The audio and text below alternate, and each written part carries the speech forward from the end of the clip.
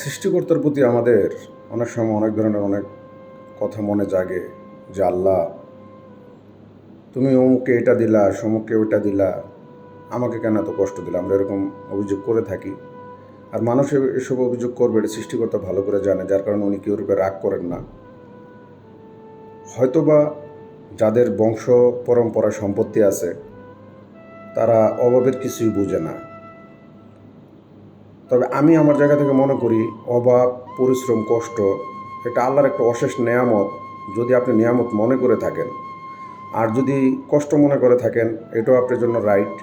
তবে সৃষ্টিকর্তা যে নিয়ম, যে প্যাটার্ন, যে রুলস আমার জন্য করে রেখেছেন, এর বাইরে যাওয়ার ক্ষমতা আমার নাই। ইচ্ছা করলে উনি ভাগ্য পরিবর্তন করে দিতে পারেন আমার কর্মের কারণে। যদি আমি পরিশ্রমী হই, ওনার ইচ্ছা মতো যদি আমি চলি, ওনার কথা মতো চলি, ওই অল্পতে এবং অল্প ইনকামে উনি শান্তি দিতে পারে, এতটুকু বিশ্বাস আমার আছে। কারণ কিছুদিন আগে আমি বলেছিলাম, এমনও লোক আছে ঘরের কারেন্ট বিল মাসে 50,000 1 লাখ টাকা দেয়। ওনাদের সার্ভেন্ট থেকে শুরু করে যারা আছে তাদের যে খরচ, এমনও ফ্যামিলি আছে যে ওনাদের ওই সার্ভেন্টের খরচ, কারেন্ট বিল, সব কিছু মিলে দেখা যায় যে কয়েকটা ফ্যামিলি চলতে পারে। এরকম আল্লাহ পাক বানায় রাখছেন। এটা একান্তই আল্লাহর অনুগ্রহ ওনাদেরকে দিয়ে রাখছে। তো আমরা ওই হিসাবে বলবো, পৃথিবীর সবাই তো আর এক লাইনে আর এক প্যাটার্নে চলবে না। আল্লাহ পাকের সাজ আছে এখানে। কেউ কেউ উচ্চ, কেউ কেউ নিচু, এইভাবে করে আল্লাহ পাকই বানিয়েছেন। এটা পৃথিবীর সৌন্দর্য। তবে আপনি আল্লাহর কাছে এতটুকুই আবদার করতে পারেন, মালিক তুমি আমাকে অভাবমুক্ত করো, প্রেশার মুক্ত করো, আমার শরীরটাকে সুস্থ রাখো। কারণ এই শরীর একটা অমূল্য সম্পদ আল্লাহ পাক দান করছেন। আমার এই অস্তিত্ববিহীন থেকে অস্তিত্ব হয়ে ওঠা কথাবার্তা পর্যন্ত, আমার চোখ, আমার নাসিকা, আমার কান, আমার সারা শরীরের ভিতরে ইন্টারনাল অনেক কাজ চলে থাকে, যেটা ডাক্তাররা ভালো করে জানে। আপনি যদি পড়তে চান পড়তে পারেন।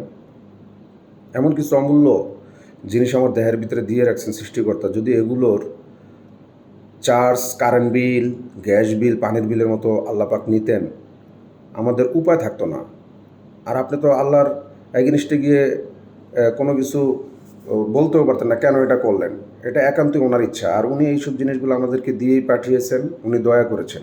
তার ভিতরে কিছু জিনিস উনি হাতে রেখেছেন, যেমন বাতাস, সূর্যের আলো, এরকম কিছু জিনিস আছে উনি ফ্রি করে দিয়েছেন। এগুলোর কোনো চার্জ দিতে হয় না। আপনি দেখবেন অসুস্থ হলে অক্সিজেনের বিল দিতে হয়, রক্তের সমস্যা হলে রক্ত বললে টাকা দিতে হয়, আপনার সিরাম কমে গেলে এগুলো ভরতে হয়, প্লাটিলেট কমে গেলে আপনার সাহায্য নিতে হয়, মুখে রুচি থাকে না, আলাদা স্যালাইন দিয়ে আপনার শরীর অ্যাক্টিভ রাখা হয়। এরকম অনেক কিছু আছে যেগুলো প্রতিনিয়ত সৃষ্টিকর্তা আপনার ছোটোকাল থেকে বড় পর্যন্ত ফ্রি দিয়ে যাচ্ছে। আমরা কিন্তু এগুলো নিয়ে কোনোদিন গবেষণাও করি না, চিন্তাও করি না।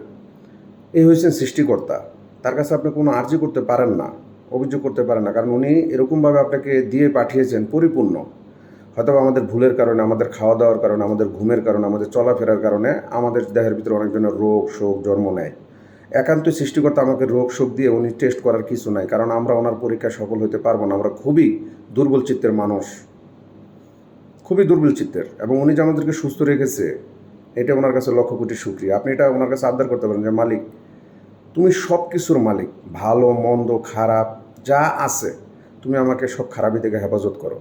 আর তুমি যদি আমার পরীক্ষা নাও, আমি পরীক্ষা পাশ করতে পারবো না, কারণ আমি দুর্বল চিত্তের মানুষ। আপনি এটা বলতে পারেন। সৃষ্টিকর্তা অবশ্যই সব শুনেন এবং জানেন। উনি সবাইকে পরীক্ষা দেন না। আমরা তো আর আয়ুব নবীর মতো পরীক্ষা পাশ হতে পারবো না, যে সারা শরীরে পোকা ধরে গেছে, পোকা চলে যেতেছে, আবার পোকাকে ডাক দিয়া গায়ে রাখা যে তোমাকে কি আল্লাহ, আমার গায়ের কি খাবার শেষ হয়ে গেছে, তুমি কেন চলে যাও, এরকম কিছু কথা আছে। তা আমরা ওই পরীক্ষা পাশ হতে পারবো না। আমরা ওই ধৈর্য, ওই শক্তি আমাদের নাই। আল্লাহ, তুমি আমাদেরকে পরীক্ষায় ফেলো না। তোমার এই পৃথিবীতে কোনো কিছুর অভাব নেই, তুমি আমাকে অভাবমুক্ত রাখো। কত দিয়ে রাখবা, কী দিয়ে রাখবে, একান্তই তোমার ব্যাপার। আল্লাহর কাছে আপনি এতটুকু আর্জি করতে পারেন। মানুষের কাছে একবার দুইবার তিনবার চারবার পাঁচবার চাইবেন, মানুষ দিবে যার অডেল আছে, কিন্তু একসময় সে রাইগা যাবে। কারণ কি, তারও তো ইনকাম করা সম্পত্তি। যে বেটা ডেলি ডেলি চাও কেন, কিছু করে খাইতে পারো না।